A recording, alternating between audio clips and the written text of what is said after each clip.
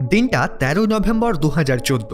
কলকাতার Eden garden স্টেডিয়ামের চিৎকার প্রায় ১ কিলোমিটার দূর থেকে শোনা যাচ্ছে, কিন্তু ভেতরে হচ্ছেটা কি? হঠাৎ একজন বলে ওঠে মাঠে তাণ্ডব শুরু হয়েছে। কিন্তু কিসের তাণ্ডব? আজ তো শ্রীলঙ্কা বনাম ভারতের ওয়ানডে ম্যাচ চলছে, আর ওয়ানডে ম্যাচে তো এত উত্তেজনা হয় না। তাই স্টেডিয়ামের বাইরে থাকা মানুষরাও স্টেডিয়ামের ভেতরে যায় কি চলছে দেখার জন্য। আর স্টেডিয়ামের ভেতরে ঢুকে তারা পুরোপুরি অবাক হয়ে যায়। তারা দেখে একজন ব্যাটসম্যান ৪-৬ মেরে গ্যালারি ভরিয়ে দিয়েছে। পুরো স্টেডিয়াম নীল জার্সি পরে চিৎকার করে যাচ্ছে। হঠাৎ জায়ান্ট স্ক্রিনে চোখ পড়তেই দেখা যায় যে এক ভারতীয় ব্যাটসম্যান একাই ২৫০ রান পার করে ফেলেছে। আরে মশাই, হচ্ছেটা কি? এটা কি আদৌ সম্ভব? অবিশ্বাস্য মনে হলেও ১৩ নভেম্বর ২০১৪-তে কলকাতার ইডেন গার্ডেন্সে ঘটেছিল এমনই এক অলৌকিক ঘটনা। আন্দাজ করতে পেরেছেন কার কথা বলছি? হ্যাঁ, বলছি রোহিত শর্মার কথা।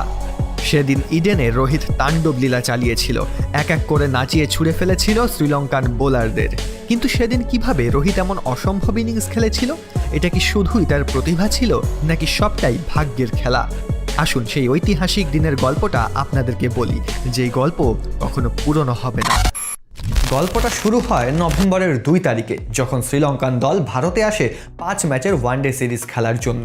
কিন্তু তারা টেরও পায়নি যে ভারতের মাটিতে তাদের জন্য কী সারপ্রাইজ অপেক্ষা করছে। প্রথম ম্যাচ হয় কটকে। ভারতের দেওয়া ৩৬৩ রানের টার্গেট তাড়া করতে নেমে শ্রীলঙ্কান দল মাত্র ১৯৪ রানে অল আউট হয়ে যায়। প্রথম ম্যাচ হারার পর শ্রীলঙ্কান দল প্রতিশোধ নেওয়ার জন্য ৪ দিন পরে অর্থাৎ ৬ নভেম্বর আহমেদাবাদে পৌঁছায়। আহমেদাবাদের মাটিতেও তারা ভারতের বিজয় রথ আটকাতে পারেনি। এই ম্যাচে ভারত ৬ উইকেটে জয়লাভ করে। ৫ ম্যাচের সিরিজে পরপর ২টি ম্যাচ জিতে ভারতীয় দল ফুরফুরে মেজাজে ছিল। তৃতীয় ওয়ানডে হওয়ার কথা ছিল হায়দ্রাবাদে। যথারীতি ভারতীয় টিমের বাস হায়দ্রাবাদের উদ্দেশ্যে রওনা দেয়। শ্রীলঙ্কানদের কাছে ছিল এটা ডু অর ডাই ম্যাচ, অর্থাৎ করো নয় মরো। কিন্তু শ্রীলঙ্কান দল এখানেও বিফল হয়। ভারত এই ম্যাচটিও ৬ উইকেটে জিতে যায়। কিন্তু এই ৩টে ম্যাচেই একটা আশ্চর্য জিনিস ঘটছিল। দেখা যাচ্ছিল প্রত্যেকটা ম্যাচে কেউ না কেউ ঠিক সেঞ্চুরি করছে। তবে এবার কিছু বড় হতে যাচ্ছিল। ১৩ নভেম্বর ২০১৪ ভারতের চতুর্থ ওয়ানডে ম্যাচ ছিল কলকাতার ইডেন গার্ডেন্সে। পশ্চিমবঙ্গের ক্রিকেট প্রেমীদের এক আবেগের জায়গা এই ইডেন গার্ডেন্স। ভারতের খেলা থাকলেই বাঙালি ক্রিকেট প্রেমীরা ভিড় জমায় স্টেডিয়ামে, আর সেদিনও ঠিক তাই হয়েছিল। বলা চলে তার থেকে বেশি ভিড় ছিল, কারণ তখন বিরাট কোহলি ইন্ডিয়ার ক্যাপ্টেন, আর বিরাটকে এক পলক দেখার সুযোগ কেউই হাতছাড়া করতে চাইছিল না। কিন্তু সেখানে উপস্থিত নীল জার্সিধারী দর্শকরা জানতো না যে তারা আজ মাঠে অন্য কিছু দেখতে চলেছে, যা তারা কোনোদিনই ভুলতে পারবে না। এদিকে টিম ইন্ডিয়ার বাস কলকাতায় এসে পৌঁছায়। দুপুর ২টোর সময় ক্যাপ্টেন বিরাট কোহলি এবং শ্রীলঙ্কার ক্যাপ্টেন অ্যাঞ্জেলো ম্যাথিউস টসের জন্য আসে। ক্যাপ্টেন কোহলি টসে জিতে প্রথমে ব্যাটিং করার সিদ্ধান্ত নেয়, আর সেখানেই ঘোষণা করে যে দলে জায়গা পেয়েছে রোহিত শর্মা। আসলে রোহিত অনেকদিন ইনজুরির জন্য দলের বাইরে ছিল, কিন্তু ইনজুরি কাটিয়ে আজ দলে তার জায়গা হয়েছে। যথারীতি দুপুর ২:৩০-এর সময় ভারতের তরফ থেকে ওপেনিং করতে মাঠে নামে রোহিত শর্মা এবং আজিঙ্কা রাহানে। রোহিত শর্মা যখন ব্যাট হাতে নামলো, তখন কেউই বুঝতে পারেনি যে এই ব্যাট দিয়েই কিছুক্ষণ পর ইতিহাস লেখা হবে। প্রথম কয়েক ওভারেই বোঝা গেল শ্রীলঙ্কান বোলাররা আজ মরিয়া হয়ে খেলতে নেমেছে। রোহিতের জন্য এই সময়টা সহজ ছিল না। এমনিতেই দীর্ঘদিন পর দলে ফিরেছে, তার উপর শ্রীলঙ্কান বোলাররা টাইট লাইন লেন্থ বেঁধে বল করছিল। চতুর্থ ওভারের তৃতীয় বলেই রোহিত শর্মা ক্যাচ তুলে দেয় থার্ড ম্যান অঞ্চলে। সেখানে দাঁড়িয়েছিল তিসারা পারেরা, কিন্তু সে ক্যাচটি মিস করে। এই ক্যাচ যে শ্রীলঙ্কার উপর পরে কতটা ভারী পড়বে সেটা তারা কল্পনাও করতে পারছিল না। দেখেই বোঝা যাচ্ছিল রোহিত আজ খুব সাবধানে খেলছে। বল ব্যাটে আসছিল ঠিকই, কিন্তু সে আগ্রাসী হতে চাইছিল না। কখনো কখনো মনে হচ্ছিল সে যেন নিজের ছন্দটা ঠিক খুঁজে পাচ্ছে না। অন্যদিকে তার সঙ্গী আজিঙ্কা রাহানে বেশ ভালোই ব্যাটিং করছিল। তবে ভারতের প্রথম উইকেটের পতন ঘটে ৪০ রানে, যখন আজিঙ্কা রাহানে আউট হয়ে যায়। এরপর আম্বতি রায়ডুও বোল্ড হয়ে প্যাভিলিয়নে ফেরত যায়। ১৩ ওভারে মাত্র ৬০ রানে ভারতের ২ উইকেট পড়ে যাওয়ায় দর্শকরা কিছুটা হতাশ ছিল। তারা ভাবছিল রোহিত হয়তো তাদের মতোই খুব বেশি রান করতে পারবে না, কিন্তু বাস্তবে সে শুধু ঝড়ের আগের নিস্তব্ধতা তৈরি করছিল। শ্রীলঙ্কার অধিনায়ক অ্যাঞ্জেলো ম্যাথিউস তখন বুঝতে পারছিল না কিভাবে রোহিতের উইকেট নেওয়া যায়, কারণ শ্রীলঙ্কা এটা ভালোভাবেই জানতো যে রোহিত যদি একবার ছন্দে ফিরে যায় তাহলে সে ভয়ঙ্কর রূপ ধারণ করবে। আর বলতে বলতেই শুরু হয় আসল কাহিনী। রোহিত কোনো মতে কুতে কুতে 72 বলে 50 রান পূরণ করে। তখন রোহিতের সাথ দিচ্ছিল ক্যাপ্টেন বিরাট কোহলি। দুজন মিলে কোনো মতে সিঙ্গেল ডাবলস নিয়ে ইনিংসটাকে বিল্ড করছিল। তখনও পর্যন্ত রোহিতের গাড়ির স্পিড স্লোই ছিল, কিন্তু এরপর পুরো ইডেন যেন চিৎকারে ফেটে পড়ল। 50 পূরণ হওয়ার পরে রোহিত শর্মা শুরু করলো 4-6-এর বন্যা। শ্রীলঙ্কান বোলারদের এবার মাথা ঘুরতে শুরু করলো।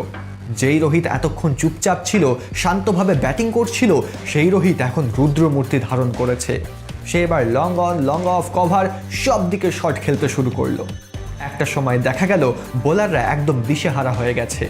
যে বোলাররা প্রথম দিকে এত ভালো বল করছিল, তারা হঠাৎ করে আর কোনো পরিকল্পনাই কাজে লাগাতে পারছিল না। অবস্থা বেগতিক দেখে Sri Lankan captain spin bowler try করলো। শ্রীলঙ্কার স্পিনাররা তাকে আটকানোর চেষ্টা করলো ঠিকই, কিন্তু রোহিত যেন আজ কোনো বাধাই মানতে চাইছিল না। এক এক ওভারে 2-3টে করে 6 তো কমন হয়ে দাঁড়ায়। কমেন্টেটররাও তখন বলে ওঠে, আজ রোহিতের ব্যাটে আগুন লেগেছে, আর এই আগুন কতদূর ছড়াবে সেটা কেউ জানে না।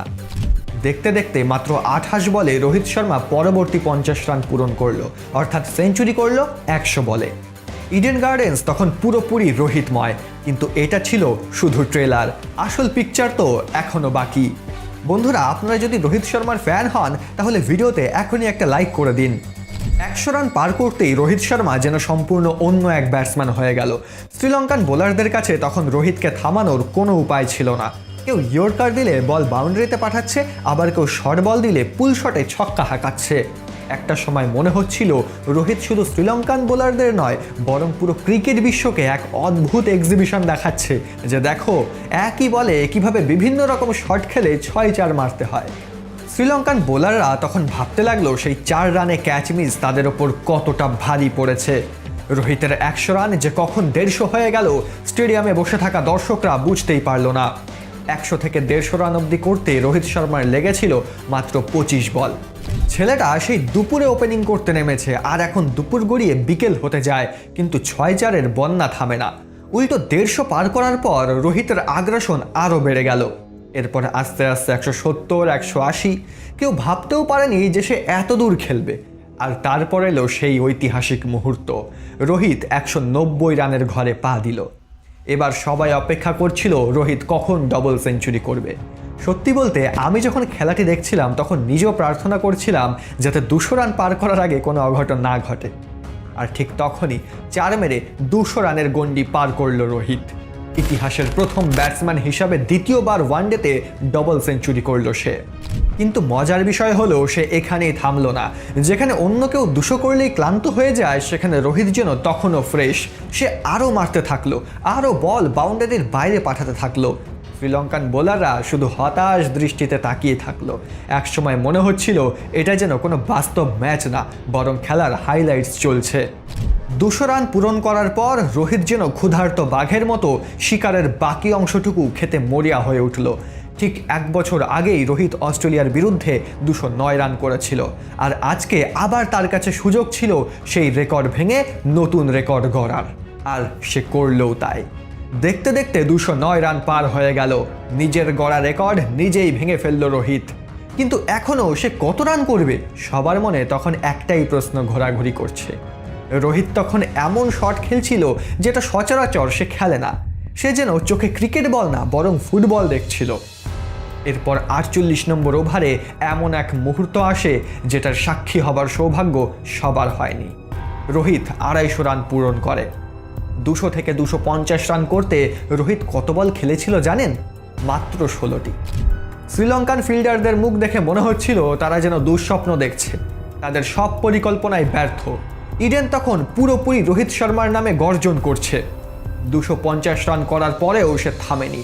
50 নম্বর ওভারের শেষ বলেও সে 6 মারার চেষ্টা করেছিল, কিন্তু দুর্ভাগ্যবশত সেই বলে ক্যাচ আউট হয়ে যায় রোহিত। তার ইনিংস শেষ হয় 264 রানে। রোহিত আউট হতেই পুরো স্টেডিয়াম দাঁড়িয়ে তাকে অভিবাদন দেয়। দর্শকরা বিশ্বাস করতে পারছিল না তারা আজ কি খেলা দেখলো। এমনকি ক্রিকেট বিশ্বও হয়তো ভাবেনি যে এমন কিছু সম্ভব। আউট হওয়ার পর রোহিত শর্মা হাসছিল, যেন সেও বিশ্বাস করতে পারছিল না যে কি ঘটেছে। শ্রীলঙ্কা এই ম্যাচটা হেরেছিল 153 রানে, কিন্তু ম্যাচ শেষে কেউই স্কোরবোর্ড নিয়ে ভাবছিল না। সবাই শুধু একটাই কথা বলছিল, রোহিত শর্মা তুমি অবিশ্বাস্য। আজও যখন কেউ ওয়ানডেতে সর্বোচ্চ স্কোরের কথা বলে তখনই 264 রানের ইনিংস সবার মনে ঝলসে ওঠে। তবে একটা প্রশ্ন রয়েই গেল, কেউ কি রোহিতের এই রেকর্ড ভাঙতে পারবে?